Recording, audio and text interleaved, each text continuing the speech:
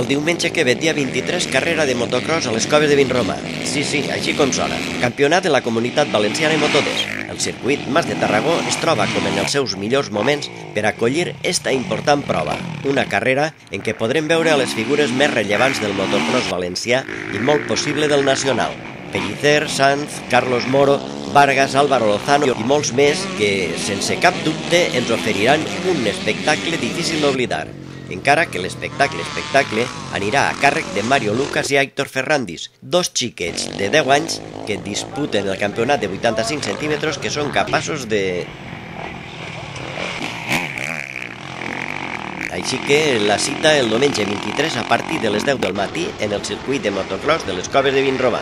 Per què? Perquè ja s'ha dit i perquè el motocross ha tornat a les Coves amb més força que mai i això es va poder comprovar el diumenge passat amb uns entrenaments lliures previs a la carrera d'este diumenge que ve. Així que sense excuses, el diumenge a veure eixides com aquestes i boig com estos.